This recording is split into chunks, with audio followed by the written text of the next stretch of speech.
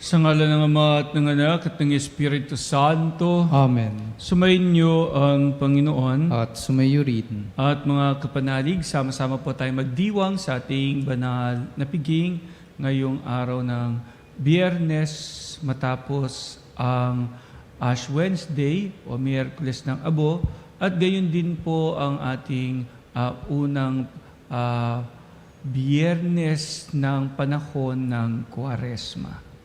At mga kapanalig, tatawagan tayo ng Panginoon na maging handa tayong talikdan ang anumang material na kagutuman natin upang tayo'y makasunod sa Panginoon. Kaya sa mga pagkakataon na tayo nagpadaig sa ating makamundong hilig at pagnanasa, humingi tayo sa Diyos ng awat patawad. Inaamin ko Sa makapangyarihang Diyos at sa inyo mga kapatid, na luba akong nagkasala sa isip, sa salita, sa gawa, at sa aking pagkukulang. Kaya'y sinasamo ko sa mahal na Birheng Maria, sa lahat ng mga anghel at mga banal, at sa inyo mga kapatid, na ako'y panalangin sa Panginoong ating Diyos. Kaawaan tayong makapangyarihang Diyos, patawarin tayo sa ating mga kasalanan at patubayan tayo sa buhay na walang hanggan. Amen. Panginoon, kaawaan mo kami. Panginoon, kaawaan mo kami. Kristo, kaawaan mo kami. Kristo, kaawaan mo kami. Panginoon, kaawaan mo kami. Panginoon, kaawaan mo kami. Manalangin tayo. Ama naming makapangyarihan, ang sinimulan naming kusang pagpapakasakit ay subaybayan mo ng iyong pagmamalasakit upang pinagtitiisan ng aming katawan ay maisaloob namin at maganap ng may katapatan sa pamamagitan ni Jesucristo kasama ng Espiritu Santo magpasawalang hanggan. Amen. Ang salita ng Diyos mula sa aklat ni Propeta Isaias. Ito ang sinasabi ng Panginoon. Ikaw ay sumigaw ng ubos lakas. Ang sala ng bayan ko sa kanila'y ihayag. Sinasamba ako kunway hinahanap. Sinusundan-sundan parang natutuwang ang kalooban ko'y kanilang malaman. Ibig palabasin na ang gawain nila ay matuwid at di lumilihis sa mga tuntuning aking ibinigay. Wari natutuwang sa aki sumamba at ang hinihingi hatol na matuwid. Ang tanong ng mga tao, bakit ang pag-aayuno natin di pansin ng Panginoon? Nagugutom lang tayo ngunit walang kabuluhan. Ang sagot ng Panginoon, pangsariling kapakanan pa rin ang pangunang layunin sa pag-aayuno. Habang ang nag-aayuno'y patuloy na inaapi ang mahihirap. Ang pag-aayuno'y ninyo'y umahantong lamang sa alitan hanggang kayo-kayo'y nag-aaway-away. Kung ang pag-aayunong ginagawa ninyo ay gayon din lamang, ang inyong pagtawag ay tiyak na hindi ko pakikinggan. Sa inyong pag-aayuno, pinahihirapan ninyo ang iyong sarili. Yumuyuko kayong parang damong hinihipan ng hangin. Nagdaramit kayo ng sako at nahihiga sa abo. Pag-aayuno na ba iyan? Akala ba ninyo'y nasisiyahan ako riyan? Ito ang gusto kong gawin ninyo. Tigilan na ninyo ang pang-aapi, lalipin, sa halip ay pairalin ang katarungan. Ang mga api palayain ninyo at tulungan. Ang mga nagugutom ay inyong pakanin. Patuloyin sa inyong tahanan ng walang tirahan. Yaong mga tao na halos subad na ay inyong paramtan. Ang inyong pagtulong at mga kasama ay huwag tatalikdan. At kung magkagayon, matutulad kayo sa bukang liwayway, hindi maglalaot, gagaling ang inyong sugat sa katawan. Ako'y laging sa inyo, ililigtas kayo at iingatan kahit saang lugar. Sa araw na iyon, Diringgin ng Panginoon ang dalangin ninyo. Pag kayo'y tumawag, ako'y tutugon agad. Ang salita ng Diyos. Salamat sa Diyos. Saan mong tugunan, tugon. Diyos ko, iyong tinatanggap, pakumbaba't pusong tapat. Diyos ko, iyong tinatanggap, pakumbaba't pusong tapat. Ako'y kaawaan, o mahal kong Diyos, sang-ayon sa iyong kagandahang loob. Mga kasalanan ko'y iyong pawiin, ayon din sa iyong pag-ibig sa akin.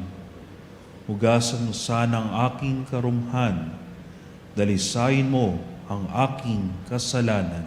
Diyos ko, iyong tinatanggap, pakumbaba't pusong tapat. Ang pagsalangsang ko'y kinikilala, laging nasa isip ko at alaala. Sa ilang ako nagkasalang tunay, ang nagawa ko'y di mo nagustuhan. Diyos ko, iyong tinatanggap, pakumbaba't pusong tapat. Hindi mo na nais sa mga paghandog, sa haing sinunog, di ka nalulugod. Ang handog ko, O Diyos, na karapat-dapat, ay ang pakumbaba't pusong mapagtapat. Diyos ko, iyong tinatanggap, pakumbaba't pusong tapat.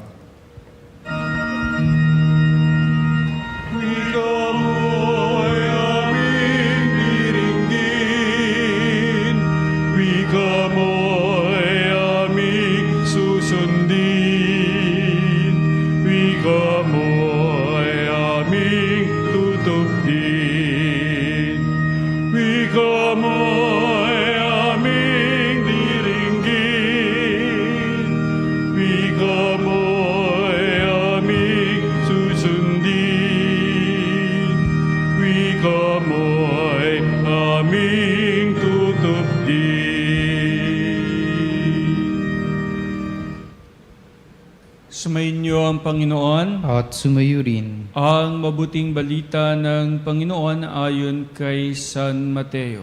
Papuri sa iyo, Panginoon. Noong panahong iyon, lumapit kay Jesus sa mga alagad ni Juan Bautista at ang wika, "Malimit kaming mag-ayuno, gayon din ang mga Pariseo. Bakit po hindi nag-aayuno ang inyong mga alagad?" Sumagot siya, "Maaari bang magdalamhati ang mga panauhin sa kasalan habang kasama nila ang lalaking ikinasal? Kapag wala na siya, saka pa lamang sila mag-aayuno." Ang mabuting balita ng Panginoon. Pinupuri ka namin, Panginoong Hesukristo. At mga kapanalig, sa atin pong ebanghelyo, bagamat maikli lamang, ay napakayaman po ng ating ebanghelyo ngayon. Magsimula po tayo doon sa tanong na malimit kami mag-ayuno, gayon din ang mga Pariseo. Yung malimit, yung madalas po namin itong gawin. Lagi po namin itong ginagawa. Bakit kayo hindi nyo ginagawa? Alam mo yung katotohanan na dahil palagi mong ginagawa, nagtataka ako ba't hindi ginagawa ng iba. Pero kapag ibinalik naman sa iyo ang tanong, malimit ba kayo mag-ayuno? Bakit? Bakit kayo malimit mag-ayuno? Siguro yung katotohanan na sasagutin natin yung dahilan na bakit, iyon ang magiging problema. Yung katotohanan na kasi lagi namin itong ginagawa, palagi namin itong ginagawa, nakasanayan namin itong gawin. Pero nauunawaan nyo ba kung ano yung ginagawa ninyo at kung bakit ninyo ginagawa? Kasi baka mamaya, hindi nyo na pala kailangan gawin, ginagawa nyo pa. O hindi ito ang tamang panahon para gawin yan, pero ginagawa nyo pa rin. Diba mga kapanalig, kung minsan ay yung nakasanayan na lang natin gawin kahit na kung tutuusin ay hindi na kinakailangang gawin o hindi na nararapat gawin. Sapagkat, hindi na. Parang gano'n na.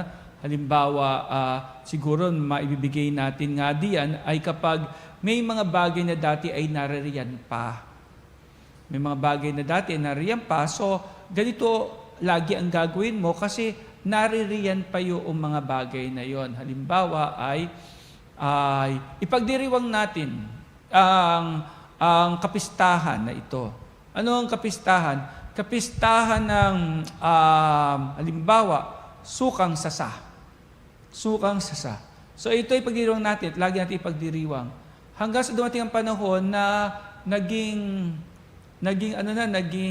sementado na at naging puro lupa na yung bayan na yon at wala nang tumutubong sasa. At makalipas ang maraming panahon, naging puro subdivision at bahay na yon, and then pagdiriwang pa rin ang kapistahan ng sasa. Pero ang tanong ay, meron pa bang sasa? Parang wala na. Wala na tayong sasa. Maghahanap pa tayo ng sasa ngayon para lang may pagdiwang ang sasa. So, kapag wala na, wala na. Merong time for everything.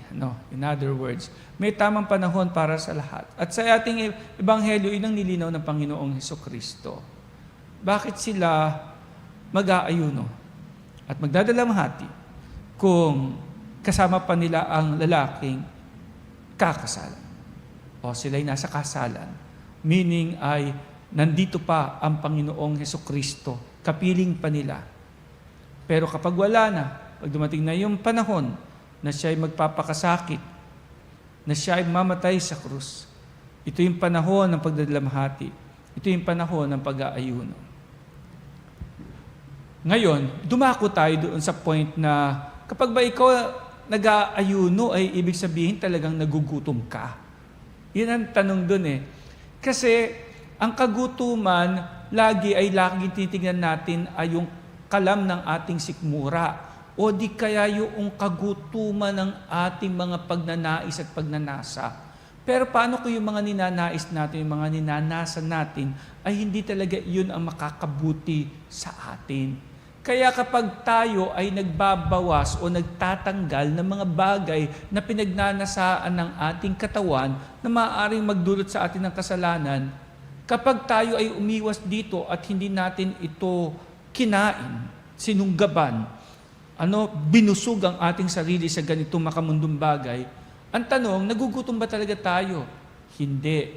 You will come to realize that ikaw ay nabubusog.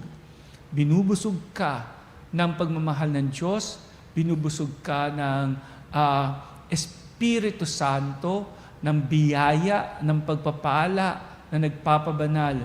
Kuminsan kapag you give away something or you give up something, hindi ibig sabihin ikaw ay nauubusan o nawawalan.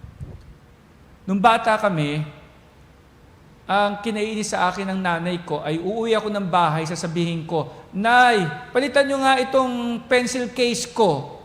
"Bakit anak?" "Ayoko ng ganitong deceiver."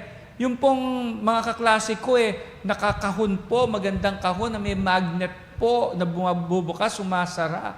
Ganun po ang gusto ko, sabi ko sa nanay ko. "O sige, bibili kita ng ganoon."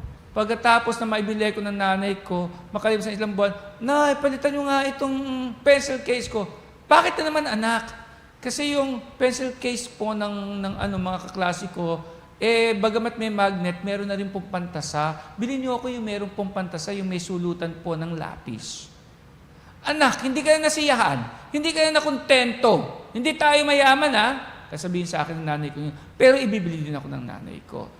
Ganon din noong nagbabaon ako. Dati, merong Tupperware ang nanay ko, doon niya nilalagay yung kanin, tsaka yung ulam. Hanggang isang araw, umuwi ako, "Nay, ayoko ng Tupperware. Ang mga kaklase ko may lunchbox. Gusto ko lunchbox." "O sige, bibili kita ng lunchbox." Nabili ko ng lunchbox. "Nay, ayoko niyan." "Bakit?" Kasi walang picture Gusto ko po yung merong design, Superman. Bili niyo ako ng lunchbox na may Superman. Binili mo ako nanay ko. At ang sabi ng nanay ko, "Anak, hindi tayo mayaman. Hindi ka na nakontento, hindi ka na nasiyahan." Lagi na sasabihin sa akin yun. At hindi ko naiisip na bakit nga ba hindi ako nakontento, hindi ako sisiyahan. Pati yung kung ano ilalaman doon sa lunchbox ko, "Nay, gusto ko po, ayoko po ng isda. Ayoko po ng bangus. Gusto ko po, fried chicken, o kaya hotdog, o kaya, tocino, o kaya longganisa." Ako talagang sinasabi sa nanay ko kung anong gusto. "Anak, hindi tayo mayaman, hindi ka na nasaya, hindi ka na nakontento." Lagi ko narinig sa nanay ko yun. And hindi ko siya nagigets. Basta ang alam ko parang laging kulang. Totoo naman sinasabi nanay, ba't ako hindi masiyahan? Lagi ako may reklamo. Isang araw, kakain ako, binuksan ko yung lunchbox ko, umamoy yung longganisa. Ginutom ako, ang sarap kumain. Yung isang katabi ko, nakaklase ko, napatingin ako, tas nakita ko, pagbukas niya ng kanyang kanin lang. Sabi ko sa kanya, wala kang ulam? Sabi niya, okay lang kasi may asin yung kanin ko. Asin? Ulam mo asin? Oo, masarap yun. Pero alam ko, at naawa ako sa kanya kasi alam ko na hindi talaga sila may kaya sa buhay, na sila ay mahirap lang. In fact, nakikita kong laging bitin yung mga damit na suot niya.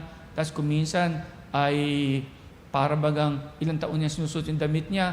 Kuminsan ay gusto kong sabihin sa kanya parang madilaw na at hindi na maputi ang kanyang damit. Pero higit sa lahat, nakita kong kanin ng kanyang uulamin. At ang sabi ko sa kanya, alam mo, sabi ko sa kanya, ang dami-dami ng longganisang ito. Biruin mo, 3 piraso, isa lang naman makakain ko. Baka gusto mo sa'yo na lang yung 2. Tulungan mo naman ako. Yung para bagang ako pa yung humihingi ng tulong sa kanya. Tulungan mo naman ako, hindi ko mauubos yung longganisang ito. Although, ang totoo, kahit 4 na longganisa, kaya kong ubusin. Kaya lang, ayoko mapahiya siya na kawawa ka naman, bibigyan lang kita ng longganisa. Ayoko ganun eh. Gusto ko sabihin sa kanya na, tara, share na tayong pagkain kasi sobra-sobra sa akin ito. Nangiti siya, natuwa siya.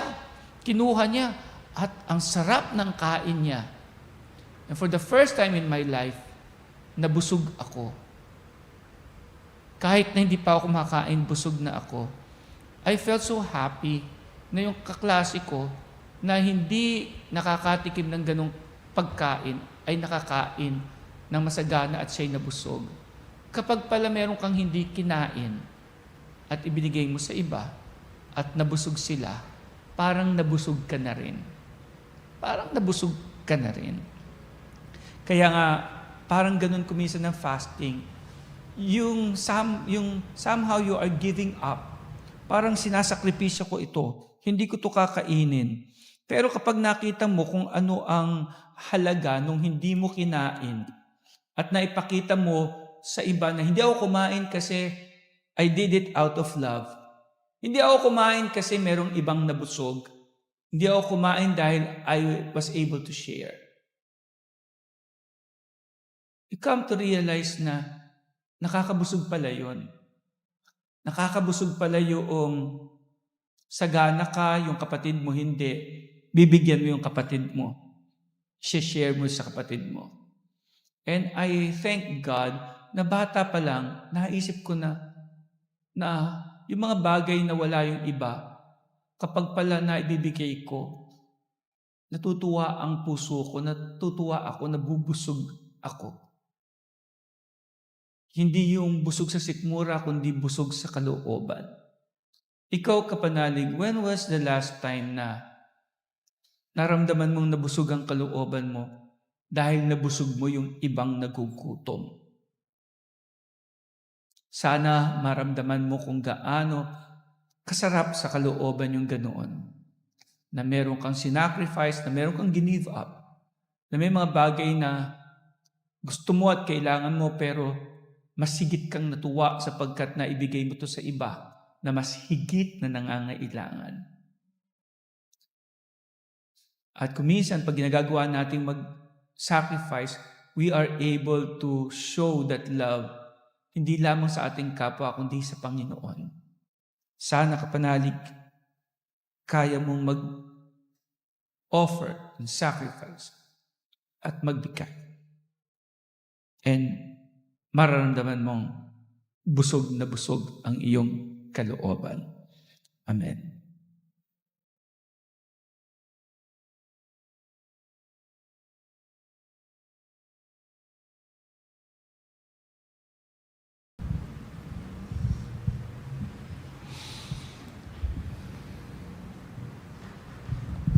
At mga kapanalig, sa pamamagitan ng pag-aayuno, binibigyan natin ang Diyos ng puwang sa ating buhay. Hilingin natin sa Panginoon na palakasin tayo sa ating pagpapakasakit upang matatag nating maituon ang ating mga isip at puso sa Kanya. Ating itugon, Panginoon, dinggin mo ang aming panalangin. Panginoon, dinggin mo ang aming panalangin. Bilang mga alagad ni Kristo, tayo naway makasunod sa mga utos ng ating Ama sa Langit. Manalangin tayo sa Panginoon. Panginoon, dinggin mo ang aming panalangin.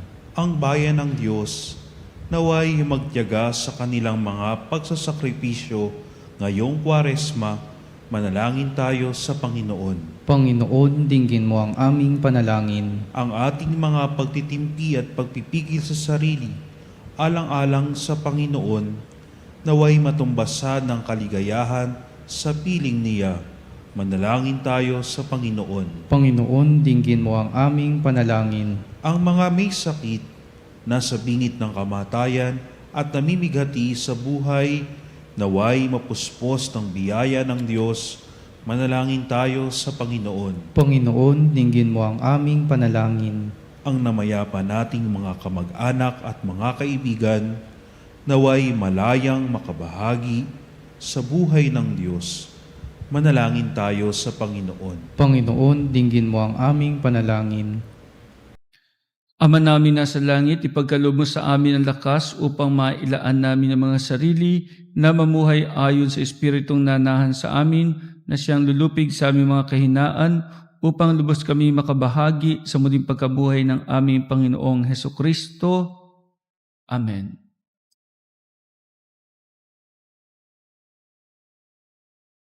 Kunin at tanggapin ang alay na ito, mga biyayang nagmula sa pagpapala mo. Tanda ng bawat puso pagkat inibig mo, ngayon nananalig, nagmamahal sa'yo. Tinapay na nagmula sa butil ng trigo, pagkaing nagbibigay ng buhay mo. At alak na nagmula sa isang tangkay ng ubas, inuming nagbibigay lakas. Kunin at tanggapin ang alay na ito, mga biyayang nagmula sa pagpapala mo.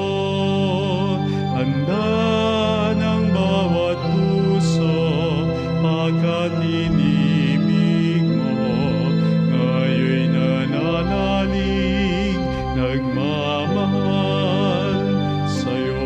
Manalangin kayo mga kapatid upang ating paghahain ay kalugdan ng Diyos Amang makapangyarihan. Tanggapin nawa ng Panginoon itong paghahain sa iyong mga kamay, sa kapurihan niya at karangalan sa ating kapakinabangan at sa buong sambayanan niyang banal.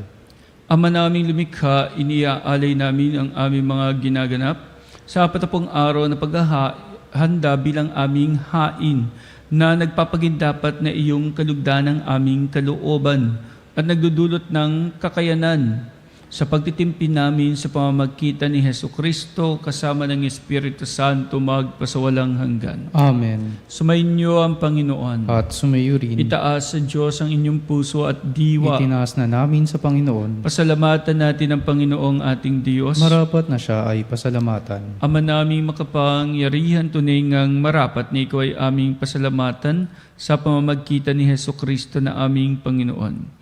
Binibigyan mo kami ng bagong pagkakataon upang ganapin ang paghahanda ngayon para sa pagdiriwang na muling pagkabuhay. Kaysa ng iyong anak na minamahal, aming inilalaan ang panahon, talino at yaman para ganapin ang iyong kalooban na ang kapwa-tao ay lubos na damayan. Sa pagdiriwang namin sa aming pagsilang bilang mga kaanib ng iyong sambayanan, kami yung pinagkakamit ng katayuang ganap sa pagtatangkilik. Kaya kaisa ng mga anghel nagsisiawit ng papuri sa iyo na walang humpay sa kalangitan, kami nagbubunyi sa iyong kadakilaan.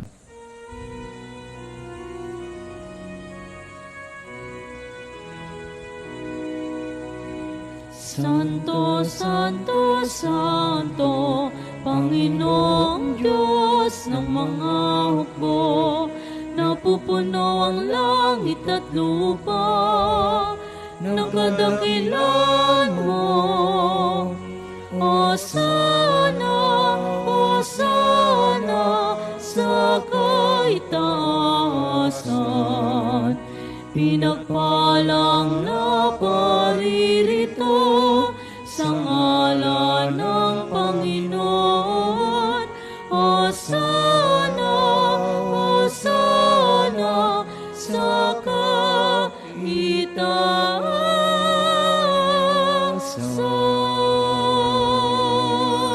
Ama naming banal, ikaw ang bukal ng tanang kabanalan, kaya't sa pamamagitan ng iyong Espiritu, gawin mong banal ang mga kaloob na ito upang para sa amin ay maging katawan at dugo ng aming Panginoong Hesukristo. Bago niya pinagtiisan kusang loob na maging handog, hinawakan niya ang tinapay, pinasalamatan kanya. Pinaghati-hati niya iyon, iniabot sa kanyang mga alagad at sinabi, "Tanggapin ninyong lahat ito at kanin. Ito ang aking katawan na ihahandog para sa inyo."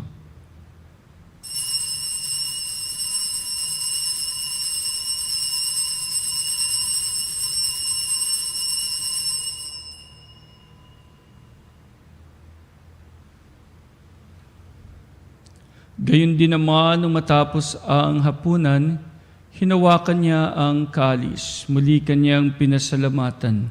Iniabot niya ang kalis sa kanyang mga alagad at sinabi, "Tanggapin ninyong lahat ito at inumin. Ito ang kalis ng aking dugo, ng bago at walang hanggang tipan.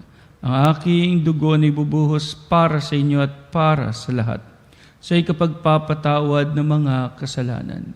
Gawin ninyo ito sa pag-alala sa akin."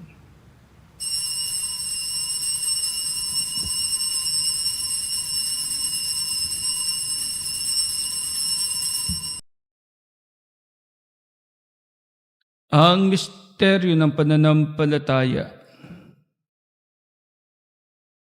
Si Kristo'y namatay, si Kristo'y nabuhay, si Kristo'y babalik sa wakas ng panahon. Ama, ginagawa namin ngayon ang pag-alala sa pagkamatay at muling pagkabuhay ng iyong anak. Kaya't iniaalay namin sa iyo ang tinapay na nagbibigay buhay at ang kalis na nagkakaloob ng kaligtasan. Kami nagpapasalamat dahil kami iyong minarapat na tumayo sa harap mo para maglingkod sa iyo. Isinasamo namin kami magsasalo-salo sa katawan at dugo ni Kristo ay mabuklod sa pagkakaisa sa pamamagitan ng Espiritu Santo. Ama, lingapin mo ang iyong simbahang laganap sa buong daigdig. Puspusin mo kami sa pag-ibig ni Elias naming obispo at ng tanang kaparian. Alalahanin mo rin ang mga kapatid naming nahimlay na may pag-asang sila'y muling mabubuhay. Gayon din ang lahat ng mga pumanaw. Kaawaan mo sila at patuloyin sa iyong kaliwanagan. Kaawaan mo at pagidapatin kaming lahat na makasalo sa iyong buhay na walang wakas. Kaisa ng mahal na Birheng Maria, Ina ng Diyos. Ng kanyang kabiyak ng puso si San Jose, kaisa ng mga apostol at ng lahat ng mga banal na namuhay dito sa daigdig ng kalugod-lugod sa iyo. May pagdiwang nawa namin ang pagpupuri sa ikararangal mo sa pamamagitan ng iyong anak na aming Panginoong Hesukristo. Sa pamamagitan ni Kristo, kasama niya at sa Kanya ang lahat ng parangal at papuri sa iyo, Diyos Ama makapangyarihan, kasama ng Espiritu Santo magpasawalang hanggan. Amen, amen, amen. Bilang isang bayan ng Diyos at tinipo sa pag-ibig, dumulog tayo sa Ama sa panalangin itinuro ng ating Panginoong Hesukristo.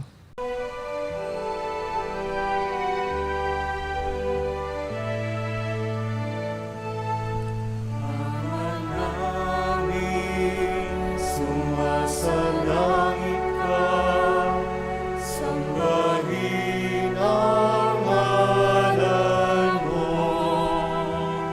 Mapasa amin ang kaharian mo, sundin ang loob mo.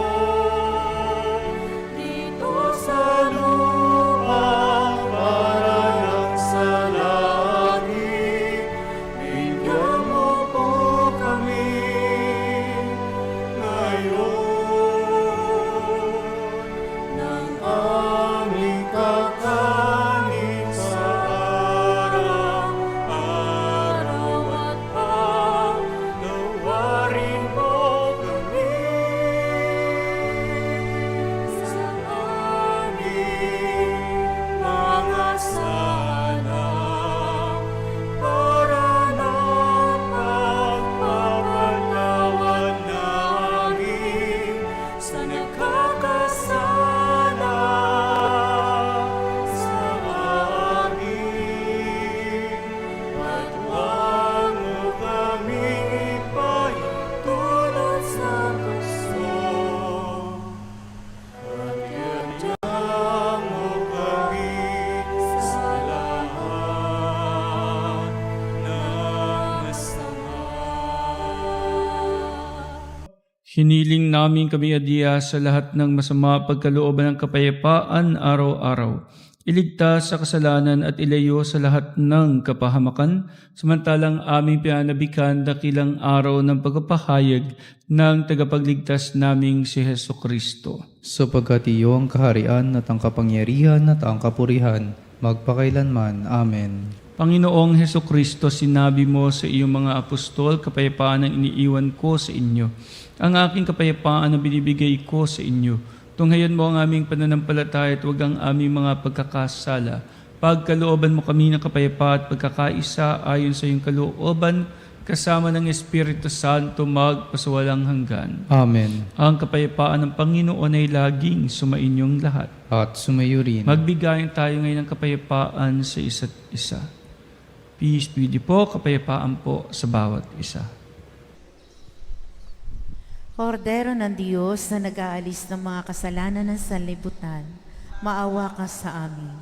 Kordero ng Diyos na nag-aalis ng mga kasalanan ng sanlibutan, maawa ka sa amin. Kordero ng Diyos na nag-aalis ng mga kasalanan ng sanlibutan, ipagkaloob sa amin ang kapayapaan. Narito ang ating Panginoong Hesukristo, ang Kordero ng Diyos, nag-aalis ng mga kasalanan ng sanlibutan. Mapapalad tayong inaanyayahan sa kanyang banal na piging.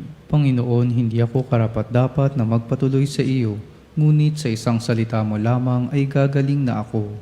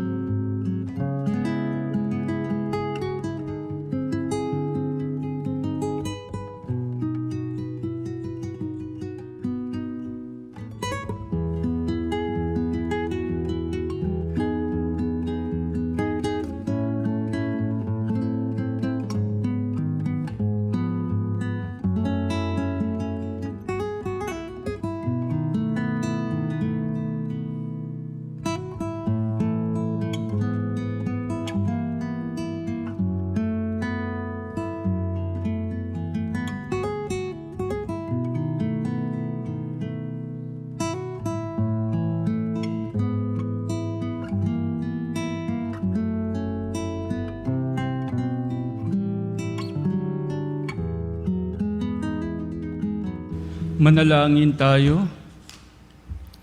Ama naming mapagmahal, ang pagkinabang namin sa pagdiriwang na ito ay magdulot nawa ng kapatawaran sa aming mga kasalanan upang kami maging marapat sa iyong mapagpagaling na kabutihan. Sa pamamagitan ni Hesukristo kasama ng Espiritu Santo magpasawalang hanggan, Amen. sumaid niyo ang Panginoon At sumayo rin. at pagpalain kayong lahat ng ating mapagmahal na Diyos, Ama at Anak at Espiritu Santo. Amen. Humayo kayong taglay ang pagmamahal at habag ng Panginoon. Salamat sa Diyos.